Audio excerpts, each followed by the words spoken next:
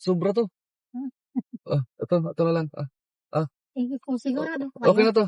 Okay, thank you po kuya. Sobra po yan. Rekomendasyon ng jowa ko. Ay, sana all may jowa. Sana all.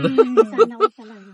Sana all may jowa. Jowa mo nagrekomenda, ma'am? Oo, sabi niya kung uwi ka, ito. Sabi Pinagsabay na lang pala natin to sila mga lods, no? Si ma'am talaga yung sa harap yung nakabook sa atin. Tapos si ma'am naman isa is biglaan lang din yung chat niya. Pagka flight niya is nag-chat siya sa atin. So, akala ko hindi na siya tutuloy. Nakiusap ako kay ma'am kung pwede may kasabay. Wala naman na problema sa kanya kasi siya lang naman mag-isa. Siyempre, unang drop natin si ma'am muna sa Victory Liner. Kasi biyahe pa siya ng Isabela mga lods. Pero nakahabol tayo sa trip na pauwi, no? So, hindi na siya naghintay ng first trip. Ito naman si ma'am mga lods. Nagpababa naman to sa Dapitan sa Maynila. So, doon na lang din natin siya binaba. Hinintay na lang din siya ng kamag-anak niya. So, yun lang mga lods, no? Maraming salamat sa pagtitiwala nyo. Yun, kakwentuhan ko sila mama lang sa biyahe. Talagang tawanan.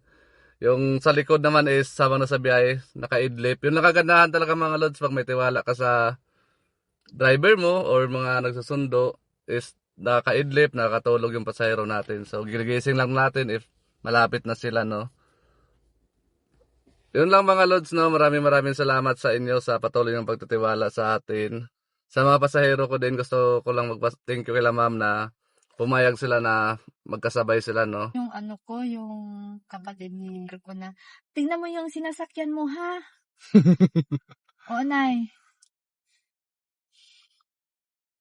Kasi siya takutin. Alam niya kasi dito, yung mga ibang taxi ba? Ibang taxi mong paikot-ikot, ma'am. Oo, paikot-ikot. Ha? papunta ka na. Pero okay lang kuya. Sure ka? Okay ka na dyan? Okay. Pwede na ka tayo, Sige ma'am, bye-bye. Thank you.